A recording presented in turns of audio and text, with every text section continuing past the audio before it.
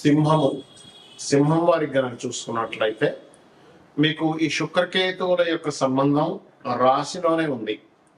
మీ మూడవ అధిపతి దశమాధిపతి అవుతాడు శుక్రుడు. కేతువు ఉండడం అనేటువంటిది ఆధ్యాత్మిక యోగాన్ని ఇస్తే, ఈ శుక్రకేతువుల యొక్క కలయిక 3వ 10వ అధిపతి కలయిక లగ్నంలో ఉన్నందుకు మీకు కలిగే ఫలితాలు ఏమిటి, ఏ దేవతారాధన చేయాలి, ఎటువంటి విషయాల పట్ల మీరు జాగ్రత్త వహించాలి అనేటువంటి అంశాలు చెప్తుంది. నేనైనప్పటికీ చెప్పిస్తుంది సాక్షాత్ లలిత అమ్మవారిగా భావిస్తూ ఆ లలితాంబిక అమ్మవారి యొక్క అనుగ్రహం మీకు పరిపూర్ణంగా కలగాలని మనస్ఫూర్తిగా కోరుకుంటూ, ఇక్కడ ఈ యొక్క గ్రహస్థితి ఏదైతే ఉందో, అంటే శుక్రకేతువుల యొక్క సంబంధం ఏదైతే ఉందో, ఇది ప్రధానంగా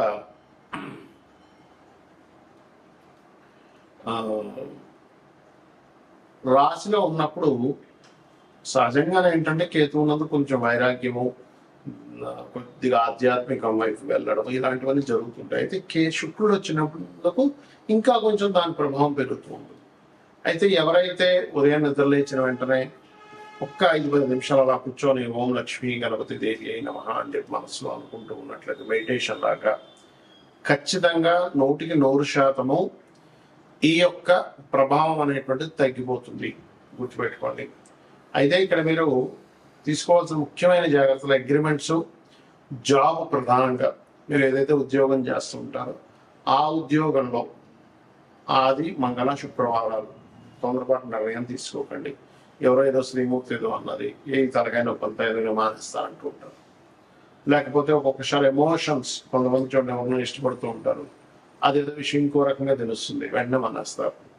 ఇలాగా మీరు ఒకసారి ఎవరితో ఏదో కమ్యూనికేట్ మీరు కరెక్ట్గానే చేస్తారు, కానీ వాళ్ళు మీ పట్ల ఉన్నటువంటి కొన్ని అభిప్రాయ భేదాల వలన మీ మీద నెగిటివ్ ఏదైనా బురద జల్లని జరుగుతూ ఉంటుంది. కాబట్టి అసలు ఉద్యోగంలో స్త్రీలతో జాగ్రత్తగా ఉండడం, ఉద్యోగంలో ఎక్కడైనా జాయిన్ అయ్యేటప్పుడు అక్కడ అగ్రిమెంట్స్ రాసేటప్పుడు కాస్త చూసుకుని అగ్రిమెంట్లో సంతకం పెట్టడము, మరియు మీరు ఈ ఉద్యోగ వ్యవహారాల పట్ల మెయిన్గా జాగ్రత్త పడాలి అనేటువంటిది శుక్రకేతువుల యొక్క సంబంధం ఏర్పడుతుంది.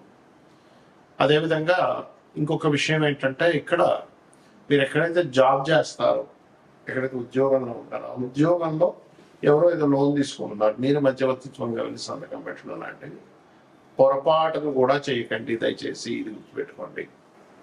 ఈ శుక్రకేతువుల యొక్క కలయిక కనుక మీ జన్మజాతకంలో ఎక్కడుంటే అలాంటి ఫలితాలు ఉంటాయి అనేటువంటిది ఉంటుంది. అయితే ఇక్కడ మీరు అర్థం చేసుకోవాల్సింది ఏంటంటే, పాయింట్ నెంబర్ 1, శుక్రుడు కేతు క్లోజ్ కంజంక్షన్ లో ఉన్నారా, దూరంగా ఉన్నారా అంటే ప్రతి రాశికి 1 నుంచి 30 డిగ్రీలు ఉంటాయి.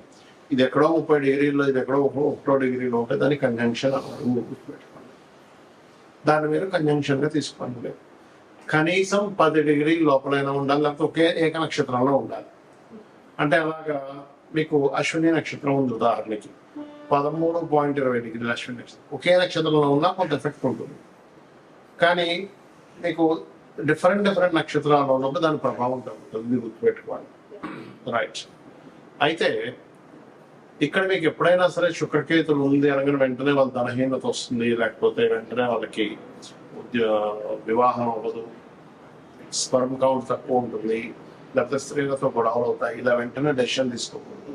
ఎందుకు అంటే మీకు శుక్ర మహాదశ కానీ కేతువు యొక్క మహాదశ కానీ జీవితంలో రానప్పుడు, లేనప్పుడు ఆ యొక్క నెగిటివ్ ఫలితాలు రావు, పెట్టుకోండి. ఎప్పుడు జరుగుతుంది అంటే, ఉదాహరణకి అశ్విని భరణి దాటేశారు అంటే కృత్తిక నుంచి స్టార్ట్ అవుతాయి నక్షత్రాలు, మళ్ళీ ఆ నక్షత్రాలు పుట్టినా, లేకపోతే మకా పుబ్బ కాకుండా, లేకపోతే మూల పూర్వాషాఢ కాకుండా పుడితే అప్పుడు మీకు అది ఆ దశలు రావాల్సింది.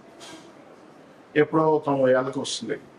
అప్పుడు 90 ఏళ్ళకి 100 ఏళ్ళకి వచ్చేటువంటి ఆ యొక్క మహాదశ వల్ల మీకు పెద్దగా ఎఫెక్ట్ అనేటువంటిది ఉండదు, గుర్తుపెట్టుకోండి. కాబట్టి ఈ యొక్క విషయం చూసుకోవాలి. సరే, క్లోజ్ కంజంక్షన్ లో ఉందండి, మాకు ఆ మహాదశలు కూడా వచ్చాయి, ఏమిటి పరిస్థితి? ఇక్కడ మీకు లగ్నం నుంచి 12 భావాల్లో క్లోజ్ కంజంక్షన్ లో ఉంటే ఈ ఫలితం వస్తుంది, ఆ మహాదశ అంతర్దశలు వస్తాయి. లగ్నంలోనే ఉందనుకోండి, అప్పుడు మనిషి తెలియని ఒక విరక్తి భావంలో అసలు లైఫ్ వెళ్తూ ఉంటుంది. అంటే ఏమిటి, పెద్దగా దేని మీద ఇంట్రెస్ట్ లేకపోవడం. ఎందుకంటే శుక్రుడు అంటే భోగాలు, కేతు అంటే కటింగ్. భోగాల మీద పెద్దగా ఆసక్తి లేనటువంటి జీవితాన్ని గడుపుతూ ఉంటాడు. కాకపోతే అతను అదే జీవుడు గనక లక్ష్మీ గణపతి ఆరాధన, అమ్మవారి యొక్క ఆరాధన కనుక చేస్తూ ఉంటే ఖచ్చితంగా బాగుంటుంది. అవన్నీ కూడా తొలగిపోతాయి. అదేవిధంగా రెండవ స్థానంలో ఉంది ఈ కాంబినేషన్, అంటే శుక్రుడు కేతు కలయిక రెండులో ఉందనుకోండి, క్లోజ్ కంజంక్షన్ లో మీకు ఆ మహాదశలు అంతర్దశలు నడవాలి. అయితే ఇక్కడ మహాదశ ఎప్పుడో ఉన్నా, లేకపోతే మహాదశలు అంతర్దశలు అయిపోయినప్పుడు దీని ఫలితం పెద్దగా రాదు. ఉన్నప్పుడు మీకు ధనస్థానంలో ఉంది కాబట్టి ధన విషయంలో ఆ యొక్క పర్టికులర్ ఇయర్స్ లో, ఆ యొక్క సమయాల్లో ధనం ఎవరికైనా ఇచ్చేటప్పుడు కానీ తీసుకునేటప్పుడు కానీ చాలా జాగ్రత్తగా ఉండాలి. కుటుంబ సభ్యులలో స్త్రీలతో కొద్దిగా జాగ్రత్తగా వహించాలంటే వాళ్ళతో మాట్లాడేటప్పుడు ఏదైనా సరే కాస్త ఈ యొక్క విషయాలు కొంత జాగ్రత్త వహించాలి. ఇక మూడో భావంలో ఉందనుకోండి శుక్రకేతు క్లోజ్ కంజంక్షన్ లో మహాదశ అంతర్దశ నడిచేటప్పుడు మీరు సిబ్లింగ్స్ తో లేదా మధ్యవర్తిత్వంగా ధనం ఇచ్చే విషయంలో ఒకసారి మీడియేటింగ్ చేస్తూ ఉంటారు. అటువంటి విషయాల పట్ల ఇబ్బంది వస్తుంది, గుర్తుపెట్టుకోండి. అలాగే నాలుగో భావంలో ఉంది, ఆ సమయంలో మీరు వాహనం కానీ గృహం కానీ కొనుక్కోకూడదు, మీ పేరు మీద కొనకూడదు. సర్వసాధారణంగా కేతువు 4లో లెక్కి శుక్రుడితో ఉంటే వీళ్ళ పేరు మీద అసలు సైకిల్ కూడా ఉండకూడదు అని చెప్తారు ఎవరైతే. ఎందుకంటే వాహనము గృహము వచ్చినప్పటి నుంచి వీళ్ళ కష్టాలు ప్రారంభమవుతాయి, మళ్ళీ అవి అమ్మేసేదాకా కష్టాలు పోవు. కాకపోతే వీళ్ళు ఎవరైనా వీళ్ళ జీవితంలో వీళ్ళ తాతముత్తారు కదా ఇతనే కానీ అమ్మవారి ఆలయాన్ని కనుక కట్టించినట్లయితే ఆ దోషం వీళ్ళకి వర్తించదు. ఎందుకంటే అది ఆ రూపంలో యోగంగా మారింది. కొన్ని పనులు మనం చేసే కొన్ని యోగంగా మారుతాయి, కొన్నిసార్లు దోషంగా మారుతూ ఉంటాయి. పంచమంలో ఉన్నాడు, ఉదాహరణకి ప్రేమ వ్యవహారాల విషయంలో జాగ్రత్తగా ఉండాలి. అంటే లవ్ అఫేర్ వల్లే వీళ్ళ మనసంతా పాడడం కానీ వీళ్ళకి డిస్టర్బెన్సెస్ అవ్వడం కానీ జరుగుతూ ఉంటుంది. షష్టమంలో ఉన్నాడు అనుకోండి, శత్రువు స్త్రీ మూలకంగా శత్రుత్వం ఏర్పడుతూ ఉంటుంది. సర్వసాధారణంగా శుక్రుడు 6లో ఉన్నా స్త్రీ మూలకంగా శత్రువు ఏర్పడుతూ ఉంటుంది. కాకపోతే కేతువుతో ఉన్నప్పుడు మరింత ఎక్కువ ప్రభావం చూపిస్తూ ఉంటుంది. దీన్ని ఒక రకమైన సర్పదోషం కూడా అంటూ ఉంటారు. దీనికి మీరు మన రావి చెట్టు కింద ఉండేటువంటి శుక్రకేతు గ్రహాల దగ్గర, అంటే శుక్రకేతు గ్రహాల దగ్గర దీపారాధన, రావి చెట్టు కింద ఉండేటువంటి సర్పాలకి పసుపు కుంకుమ గంధం కలిపిన వాటిని కలిపి వేయడం కూడా మంచిది. ఇక సప్తమంలో ఉంది, వ్యవహారాల విషయంలో ఇబ్బందులు వస్తాయి, దూరంగా ఉండడం. సమ్ టైమ్స్ ఒక్కోసారి ఏమవుతుందంటే సప్తమాధిపతి బాగున్నాడు అనుకున్నప్పుడు దూరంగా ఉండడం, ఈయనైతే విదేశాలు వెళ్ళడం, లేదా ఆ అమ్మాయికి అయితే విదేశీ ఛాన్సెస్ రావడం, ఇలా ఎడబాటుంటుంది. అష్టమంలో అనుకున్నట్లయితే శుక్రకేతువులు తాతగారి ఆస్తి విషయంలో ఇబ్బందులు ఉంటాయి, తాతగారి ఆస్తి వీళ్ళు తీసుకోకూడదు. భాగ్యంలో ఉంటే తండ్రి గారి నుంచి